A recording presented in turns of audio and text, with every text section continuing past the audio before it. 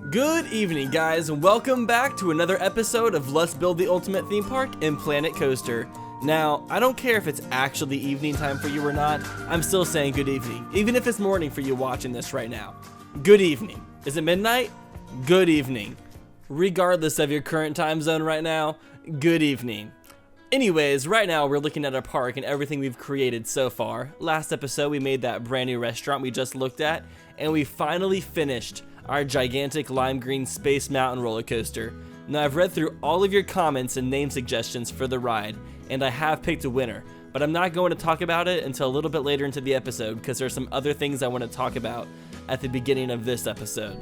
The first thing I want to mention is I ended up changing the lighting scheme for the entrance of the line for this roller coaster. It was all red at the end of last episode, but I ended up changing it to lime green and purple so it would match the color scheme of the current coaster itself. Now, the first thing I want to talk about this episode is another thing that added in the spring update that I failed to talk about last episode, and it might be one of the best additions to this game so far and one of the most revolutionary options they've ever added to a sandbox theme park building game.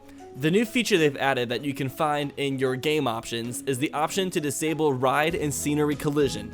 Now, what this allows you to do is place scenery and rides anywhere you want, regardless of whether it makes sense or not. So now you can place scenery anywhere you want on a ride. For example, right now I'm adding rocks to the edge of this station, which you normally wouldn't be able to do because it would intercept with the ride's quote-unquote box that I normally had around it. But now you can place things anywhere and really blend in rides to their environment. You can actually intercept scenery and put it in the area of the ride that you wouldn't normally be able to put it in.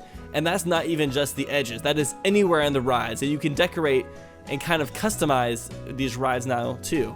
So what I'm doing right here is I'm adding just a few extra sci-fi looking boxes just to kind of blend this ride in a little bit more at the sci-fi area, and to also to show that you can place scenery wherever you want now. Now I'll talk about more of the revolutionary options that this feature gives us later on in the episode, but for right now I want to talk about the next big project that we're going to be working on. Now I've mentioned it quite a few times in the last few episodes, but now since we're actually beginning our construction on it, I think it's about time that I go in depth on what our current plan is for this indoor theme park complex. Now, for some reason you're just now starting to watch this series, this episode, and have no idea what I'm starting to build, let me go ahead and explain it to you, just in case, because I know some people might just now be entering this series and might be confused as to why I'm just putting a bunch of weird like floor pieces all over the place. So what I'm wanting to do is I want to build this indoor theme park complex that has a bumper cars ride, that has an entrance to a monorail station that goes around the whole entire park, the entrance to a new roller coaster that's going to be behind this complex. It's going to take you through the woods where you're going to find like a UFO crash site. And then we're also going to have an indoor food court with maybe a small arcade, because we can try to create some arcade games. Now, it would be cool if in the future they actually added arcade games as options that you can put into your theme park. But currently they do not have that option in the game, so we're going to have to use the scenery and try to create some custom-made arcade games. Now, I haven't decided if I want to make some of my own custom-made arcade machines, or if I just want to go to the Planet Coaster community and use some blueprints of people who have already made quite a few arcade games. I'm probably going to try to make them myself first, and if it ends up being a bit too difficult, I'll probably go to the blueprint section, because I've seen people who have made like arcade games along with skee ball and other things you would find in an arcade. I can't think of many examples off the top of my head. Oh, like pinball machines, that's another good example. So yeah, I'll try to create my own first, but if that ends up becoming too difficult or too time consuming, I'll probably just save a little bit of time on that one aspect and just use some blueprints. So what we've created so far is we have our bumper cars and the line and exit to that, and then that long line that I have in the middle of the path, that is going to be the line to our roller coaster, and then the line on the other side is going to be the line to the monorail. I've been getting a ton of comments from people asking me to add a monorail to this park that takes guests along the whole entire perimeter so they don't have to walk to every separate section, and I have heard your pleas, so I will be creating a monorail that takes you around the whole entire park. Besides, I feel like it's always good to have a transportation ride that takes you around the park anyways, because sometimes you want to get to the other side quickly, but you're really tired from standing the whole entire day and don't want to walk that far because you've eaten way too many funnel cakes and feel like you weigh an extra 20 pounds, so you'd just much rather take the monorail. So that is why we're going to be doing that. Now for these bumper cars, I decided to put them as an angled outcropping to this giant complex for the same reason that I added an angled outcropping to our last ride station that we built. I just wanted to prevent this building from seeming like a gigantic boring square, and I think the more angles that we add to the building, the less bland it'll look overall. Now, it is finally time to reveal the name I selected for the roller coaster that we spent the past 5 or 6 episodes working on. Now you guys gave lots of good suggestions, and unfortunately I couldn't pick them all because the ride can only have one name.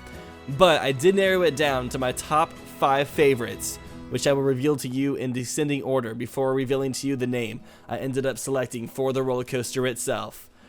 Coming in 5th place is the Lunar Mines from Kurt Gaming 1.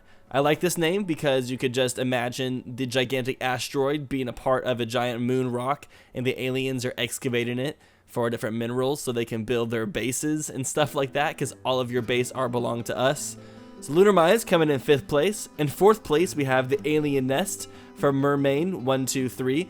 I'm digging that name because for some reason I like referring to the aliens' home as a nest, but that also kind of infers that the aliens are a bit more like giant insects or birds, which the aliens are not. They're more human-like, so I felt like Alien Nest might not actually fit, but I do like that name. Coming in 3rd place is Experiment 61. Now I didn't necessarily like this name that much, but Julie Ann, the girl who came up with this name, gave a really cool like backstory to this name.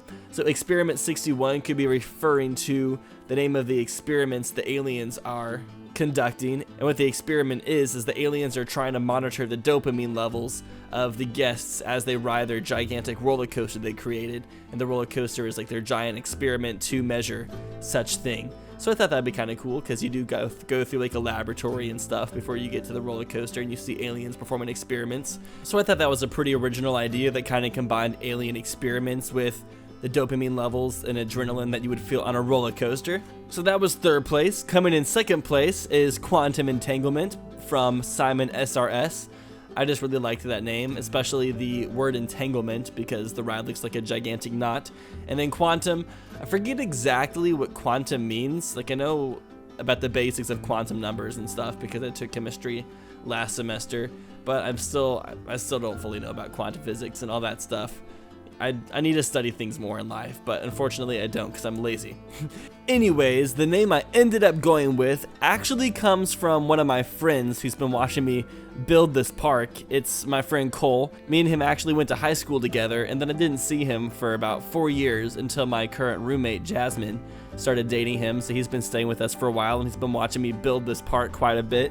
But he actually came up with a ride name idea that ended up being my favorite, and I told him to leave it as a comment in the comment section of the video for it to actually count because that was my requirements.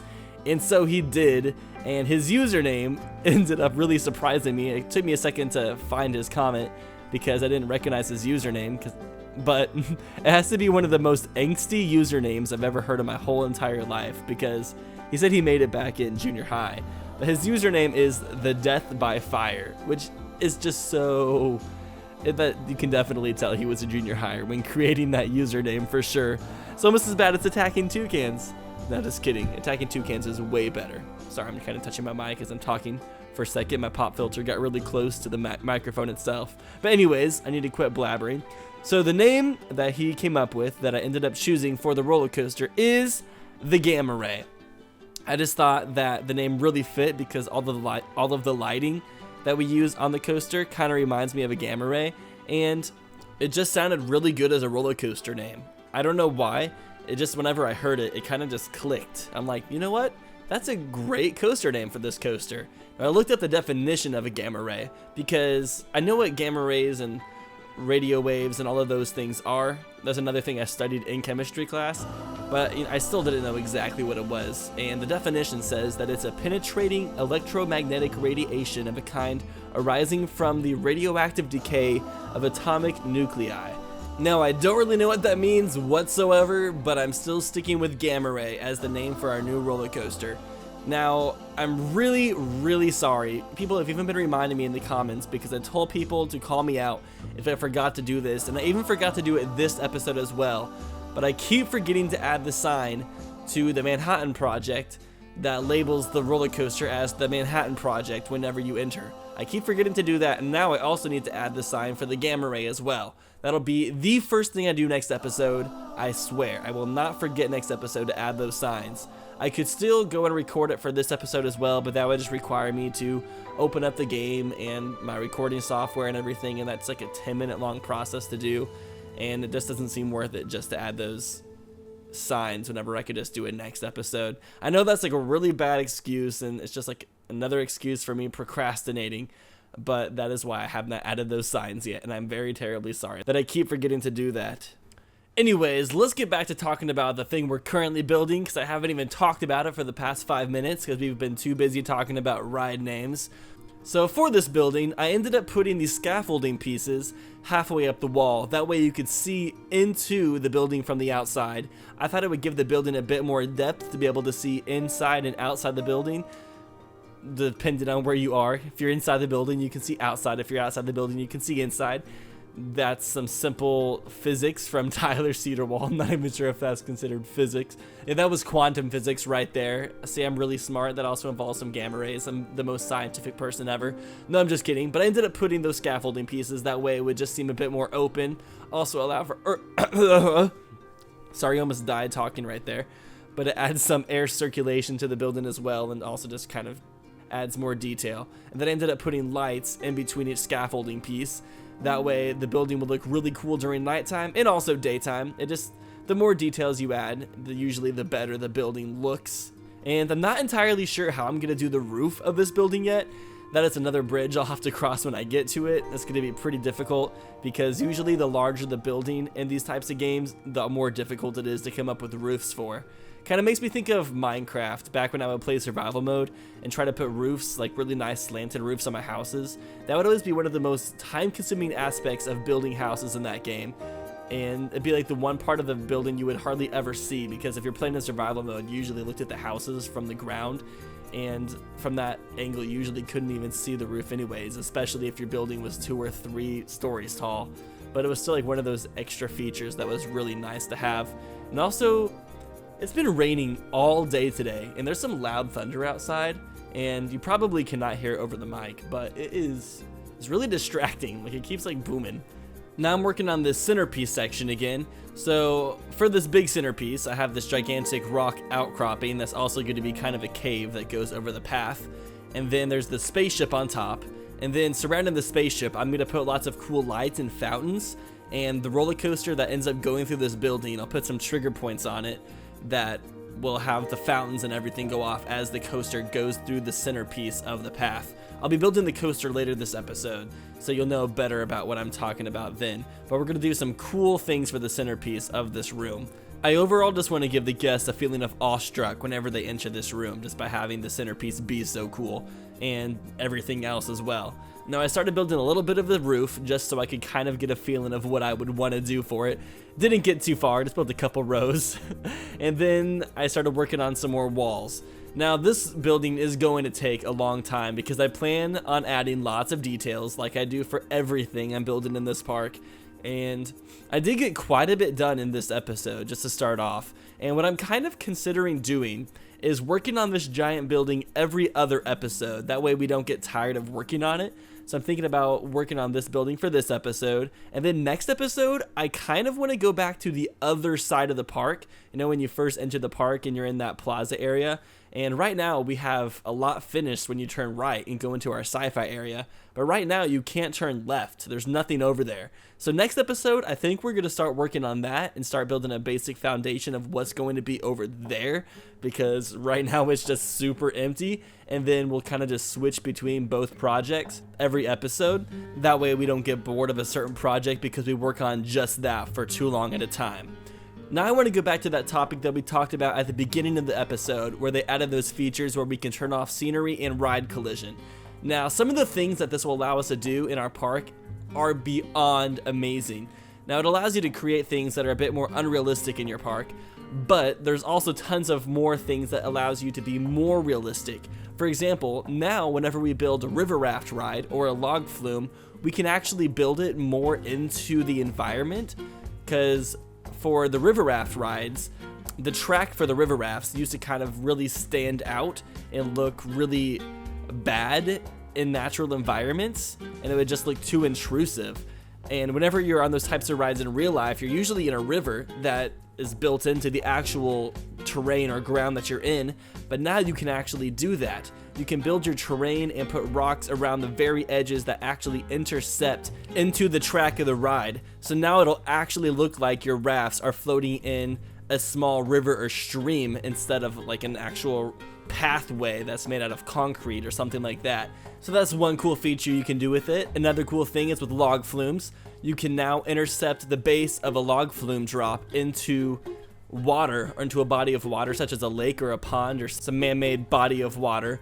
And now instead of a log flume splashing into a track piece the same width as the rest of the ride, you can have it go down and splash into a gigantic lake or pond, and then using some of the splash effects, you can actually make it seem like that log flume log is going down and splashing into a lake or a body of water, which is so much more realistic, and it just really gets me excited because there's lots of new features with rides that we can do, and there's them adding that feature literally makes it so we can do anything we would ever want in this game pretty much now. There is nothing stopping us.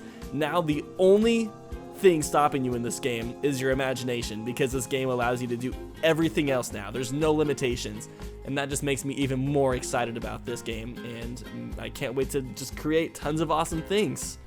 Now I need to take a second and talk about this room for a bit, because there's a new scenery piece in this room that I haven't talked about yet. The scenery piece that they just added in the spring update is this wall and floor piece that looks like you're kind of in a black room with stars. And so I thought it'd be cool if I use these pieces and make a room that kind of feels like you're in an anti-gravity like space room. So I'm gonna put some floating scenery pieces in here later to make it seem like you're just walking through a weird anti-gravity space chamber. And I'm eventually going to also add it to the ceiling as well. That way it just seems very space-like. I'll probably end up using these pieces a lot in future builds because it's the perfect way to make your ride seem like it's in a very surrealistic space environment. Alright, one last really cool thing I want to talk about regarding the whole ride collision option is that you can also now build rides into the ground and on paths. One really cool thing you can do with this is you can now have railroad crossings where railroads go straight across the path. Now the only problem is the peeps or the people will still walk through the path, could walk through the train potentially, so it does make it a bit more unrealistic in regards to that. But you can now just have a railroad crossing where the train goes straight across the path, or you can even have like the car rides or the go-karts get built into a path and have the people walk amongst these rides. It's really kind of hard to describe. I'll actually put a link in the description to a video you can watch by this one YouTuber named DeLadysigner. She's another really good Planet Coaster YouTuber, and in her video she goes in depth with all the things that you can do with these new features, and it really just kind of excites you thinking of all the new possibilities that you can do with these new features. Alright, well if you haven't noticed, the past like 30 seconds or so I've been working on the coaster that starts inside this gigantic complex. This is the coaster that the whole line leads up to that we've been working on for the past few minutes. And now I'm going to build the section that goes underground through this whole centerpiece of this building. And in the future we're going to put fountains and lights that go off as the coaster goes through the building. So it's just going to be a really cool dynamic effect. And you can see right here, here's a good example of one more thing you can do with the whole no ride collision. You can build your ride literally straight through the ground. You don't have to dig your tunnel first. You can just dig it straight, you can put it straight through and then craft your land around it, which actually makes it a lot easier to build tunnels, like your own custom tunnels in this game for the rides, and which is great. And then we're going to add lights and fountains that will go off as the coaster goes through the building, so it's just going to be like a really cool dynamic and show almost. And then right here we're finishing up the queue for the ride, and then the exit was a little bit difficult to put into place. I didn't have much room for it, but I ended up having it kind of just go down to the exit of the bumper cars and kind of just meet up right there. That way we wouldn't have to have too many paths going through this building. It's a little bit awkward, but using walls we'll be able to make it look all right. I also wanted to take a second to talk about something I said last episode that lots of people made fun of me for, and something I didn't even know that I was doing wrong my whole entire life. Apparently, I've been saying the word antenna wrong for my whole entire life. I've been saying antenna instead of antenna, and lots of you guys made fun of me for it, and I didn't even realize that was a problem until you guys pointed it out. But I say antenna, kind of like, I guess maybe that's just like a kind of country twang I have to my voice from living in Missouri. So it might just be a Missouri thing. But yeah, I've always said it like antenna instead of antenna. Kind of sounds like Santana, somebody pointed out, like the guitarist. I don't know. It's one of those things. And then also, lots of people also seem to like Peeps, those really disgusting Easter candies. I disagree with all of you. They're disgusting, and you're all terrible people for liking them. You're not actually terrible people, but it's still really gross that you like Peeps, because Peeps are so nasty. Also, you have probably already noticed by now, but this video is a bit longer than the other previous Planet Coaster videos by a few minutes. I ended up building for a little bit longer than I usually do, but it's okay. I just wanted to get a good start on this building. Now, I do have a question for you guys. I'm going to let you decide what I'm going to build first. So next episode, we're going to start on the left-hand side of the park and get a little bit of that rolling. But then the episode after that, should we build the coaster that we see right now on the screen? Should we finish building that coaster and the whole shape of that next episode? Or should we work more on just the building itself and then build the coaster more when the actual indoor complex is closer to being finished? I'll let you guys decide that in the comment section below. Now I'm just doing some fancy decorating just because I didn't want this building to look too bland at the end of this episode. I wanted to add some artistic flair to it. So I decided to just add some cool elements using the spaceship parts that this game has. I found that these spaceship parts are a really good addition to adding some really dynamic pieces to your scenery. As I said, I used the antennas last episode to make some cool looking chimneys. Now I'm using the ship wings to make some cool looking wall and ceiling pieces. And now I'm using the guns again as supports. And with all of this being completed, I think I'm going to call this an episode right here. So thank you all so much for watching this episode of Let's Build the Ultimate Theme Park. If you enjoyed the video, please give it a thumbs up, because I like thumbs ups, especially when it's up the butts. And I will see you guys in the next episode.